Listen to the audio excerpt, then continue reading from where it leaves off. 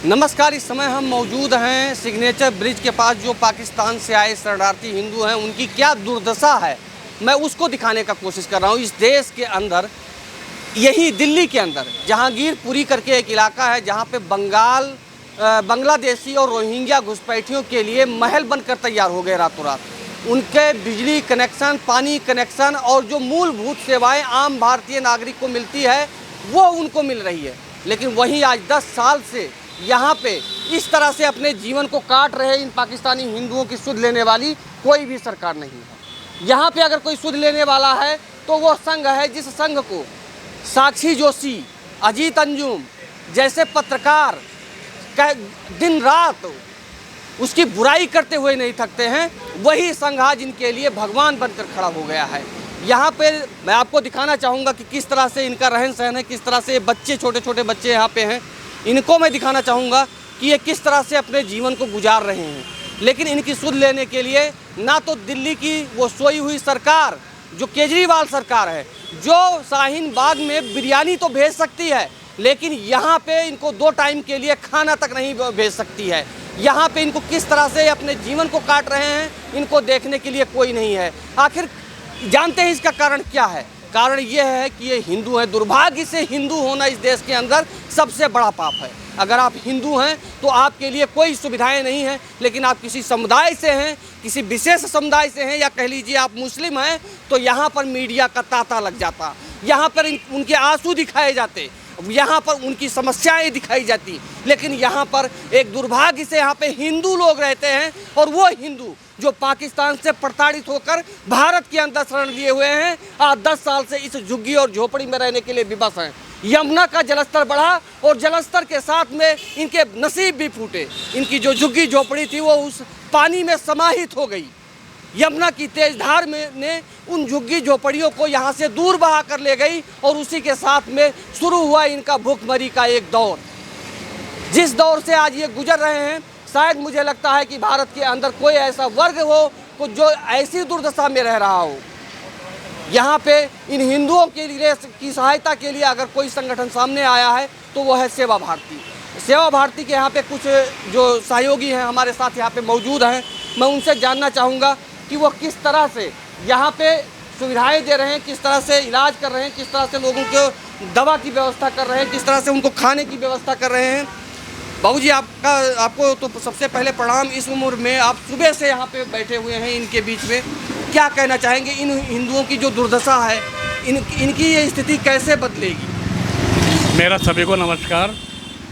मैं सेवा भारती से बिलोंग करता हूँ, और सेवा भारती जो है समाज के जो सबसे पीड़ित लोग हैं या किसी आपदा से घिरे हुए हैं, सेवा भारती उन्हीं की उत्थान के लिए अपना कार्य कर रही है।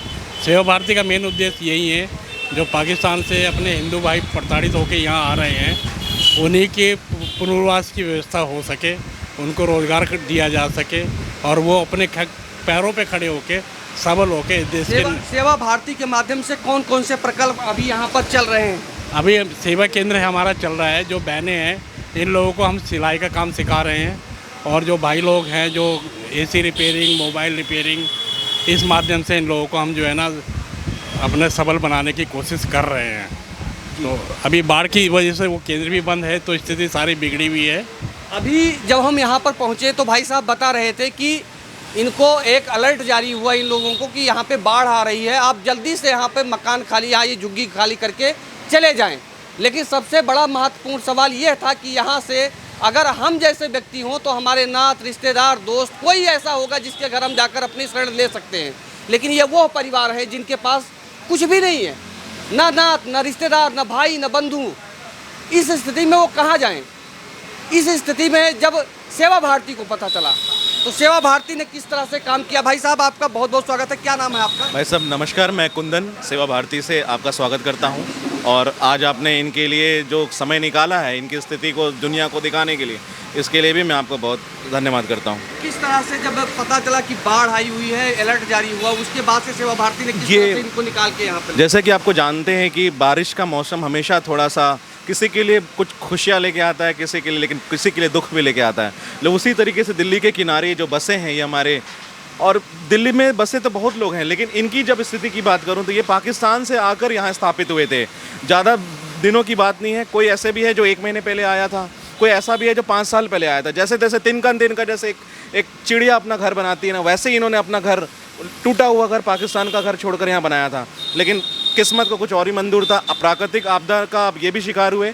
और आज जो ये रोड में रह रहे हैं, शायद मेरे घर ऐसा भीग रहा होता और मैं भारत का नागरिक होने के नाते मैं आज अपने गांव जा सकता था, मैं अपने रिश्तेदार के घर शरण ले सकता था, लेकिन इनके पास तो कुछ भी नहीं है। इनको इन 50 परिवार आपस में जो एक दूसरे को जानते हैं, उसके अलावा इनको और कोई नहीं जानता। तो जो है ये एक दूसरे, आज ये पूरे के पूरे, जैसे कहते हैं यही सिर्फ विस्थापित नहीं, पूरा इनका पूरा खानदान विस्थापित हो गया यहाँ से। मतलब अब इनको जाएँ तो जाएँ कहाँ? और जो भी है वो हम लोग हैं, आप हैं, जो समाज के जो संवेदनशील लोग हैं, वही इनका किनारा है और इनके पास कोई जाने की दूसरी जगह नहीं है। प्रशासन तो आज टेंट लगाया, कल फिर निकाल देगा, लेकिन ये कब तक? मुझे सूचना आई है कि 4-5 दिन में ही निकल जाएगा और इन्हें बोला जाएगा कि वापस अपने घर जाओ। जब यही बात होती है रोहिंग्याओं की, बांग्लादेशियों की, तब यही लोग उनके लिए खजाने खोल देते हैं, उनके लिए सारी व्यवस्था करते हैं। लेकिन आज इन हिंदुओं के लिए इनकी इस तरह से, मैं आपको एक अंदर की बात बता रहा हूँ। जो आप ये ओखला साइड आप जाएंगे, जहाँ रोहिंग्याओं को बसाया गया है, केजरीवाल सरकार वहाँ पे 7 लाख रुपए रेंट देती है उस टेंट का, और वो 1 दिन के लिए नहीं लगाया गया है या हफ्ते भर बाढ़ पीड़ितों के लिए नहीं लगाया गया है। वो तो उन्हें परमानेंट सजाने के लिए 7 लाख का रेंट दे रही है। लेकिन इन बंधुओं की, क्योंकि ये पाकिस्तान के प्रताड़ित हैं और उनके रिफ्यूजी तो ये भी हैं, लेकिन ये हिंदू हैं और वो मुस्लिम हैं, तो फ़र्क इतना सा ही पैदा हो जाता है कि इनके लिए उनके खजाने कभी नहीं उपयोग होते। और ये सच्चाई है, इसके साथ हमें जीना होता है। और फिर भी सेवा भारती के कार्यकर्ता सभी सच्चाइयों को जानते हुए अपना काम करते हैं। मैं देख रहा हूँ कि ये छोटे छोटे बच्चे हैं, देखिए किस तरह से ये बच्चे हैं और इनकी पढ़ने की उम्र है, पढ़ने लिखने की उम्र है, लेकिन मुझे लगता है कि सरकारी स्कूल में आपका दाखिला हुआ नहीं हुआ? नहीं, एडमिशन नहीं हुई है। एडमिशन नहीं हुआ, क्यों? आधार कार्ड की वजह। आधार कार्ड नहीं है। आप देखिए कि ये हिंदू हैं, हिंदू होने की सज़ा क्या है वो आप देखिए कि इस बच्चे का आधार कार्ड नहीं बना। और उन बांग्लादेशी रोहिंग्याओं के लिए यहाँ पर दिल्ली के अंदर सरकारी फ्लैट बनकर तैयार हो गए। उनको Aadhaar card, ration card, bank account सारा कुछ खुल गया, लेकिन इन बच्चों का भविष्य अंधकारमय है क्योंकि इनके पास आधार कार्ड नहीं है। जी बिल्कुल, ये आधार कार्ड बनाना भी एक सिलेक्टिव हो जाता है। कोई भी व्यक्ति जाके जब बनाता है तो उसका इतना ईजिली नहीं बनता। लॉन्ग टर्म वीज़ा भी देखा जाता है, किसी के पास वैलिड वीज़ा होता है तभी उसका बनता है। लेकिन अब जो अपने दिन दुनिया में ही परेशान है, वो एक दिन की रोज़ी छोड़ के, जैसे एक व्यक्ति है यहाँ पे 300 रुपये 400 रुपये कमाता है और अपने 5 लोग को पालता है, 3 दिन अगर ये आधार कार्ड के सेंटर जाके चक्कर काटता है, इसका 3 दिन का 1200 नुकसान होता है। अगर अपने बच्चे का भी आधार कार्ड बनाना है तो उसे अपने चक्कर तो काटने ही पड़ेंगे। इसी आलस में भी कभी कभी क्या होता है, परिवार पीछे रह जाता है। कभी कभी परिवार सक्रिय रहता है तो लगातार जिसके अंदर क्षमता है बार बार जाने की और अपना एफोर्ड कर सकता है जाना आना, और तो बन तो रहे हैं आधार कार्ड।